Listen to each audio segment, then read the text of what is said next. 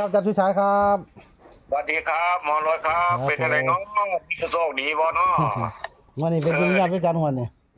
เลขผมบ่นำพาให้โชคดีหมอเอ้ยมันรูดเบิดนั่นล่ะครับผมทั้งของบ้านเฮาทั้งของบ้านเพิ่น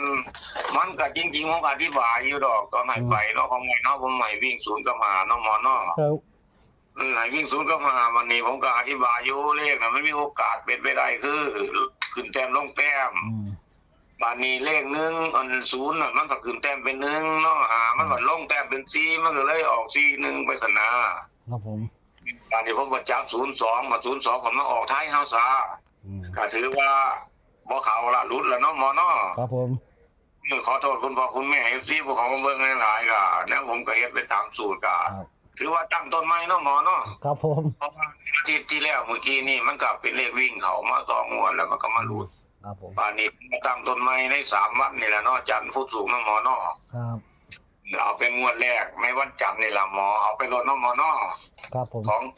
วันที่19เด้อวิ่ง6กับ1เด้อหมอเด้อครับวิ่ง6กับ1กาบนล่างน้ำกัน6กับ1นี่ผมจับคู่ให้มี96ครับ96แล้วก็96 91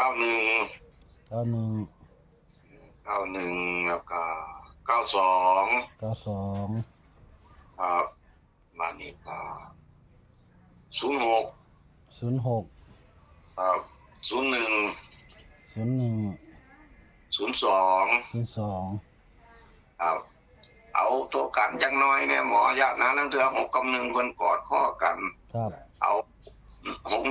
61แล้วก็90ตัวนึง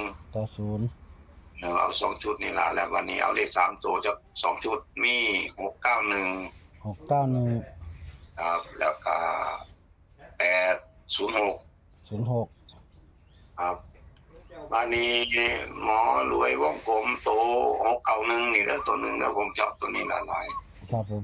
2ตัวกับบนล่างด้วยกันนะก็เอาเป็น91กับ96เด้อหมอเด้อ2ชุดเด้อ91 96นั่นแหละเนาะ2ชุดนี่ล่ะเบอร์เท่านี้ได้หมอลองพูดมึงดูครับผมอาจารย์ให้วันนี้มากนะครับเป็นเลขวิ่งนะอาจารย์เนาะ6กับ1บนล่างเด้อนะครับ61บนล่างแล้วก็มี96 91 92 06 01 02ชุดกันก็มี6190นะอาจารย์เนาะ3ตัวนี่691 806ครับถูกต้องไหมอาจารย์ครับถูกต้องครับนะครับเป็นในทางอาจารย์1นั่นล่ะนี่นายจอมกาจังซี่เด้อคุณพ่อคุณแม่พี่ๆน้องๆผู้ของเบิ่งเนาะเลยผมเมื่อกี้นี่อธิบายจักหน่อยถ้าสมมุติว่า6กับ1มันหลุดมันสิไปทำนองนี้สังเกตว่าเมื่อกี้นี่ผมให้0กับ5เนาะเป็นตัวเดียวกันเนาะครับผมพอหลุดออกไปแล้วมันจะกอดข้อกันปั๊บหลุดได้มันสิบ่ไปทางอื่นเลยสังเกตเบิ่งหลายๆงวดที่ผ่านมาเด้อคือเมื่อกี้นี่0นี่มันขึ้นไปเป็นขึ้นแต้มเป็น1เนาะครับวันนี้หาลงแต้มเป็น4มันกอดข้อกันปั๊บเป็น4 1ทันทีเที่ยวนี้คือการที่เป็นไปได้ครับมันบ่มี6กับ1มากแต่มันหลุดเป็น7ตัวนึงก็เป็น5ครับบางอีกอันนึงก็มีโอกาสเป็น2กับมีโอกาสเป็น0ผมจับให้แล้ว1ผมก็จับมาไว้ให้แล้วมันก็เหลือแต่2สมมุติว่ามันขึ้นแต้มเป็น7ปั๊บนี่มันสิมาออกใส่อาจจะเป็น70จังซี่นะหมอครับผมสังเกตว่าเมื่อกี้แม่นบ่ล่ะขึ้นอะไรเลขโตแต้มต่ำมันสิขึ้นแต้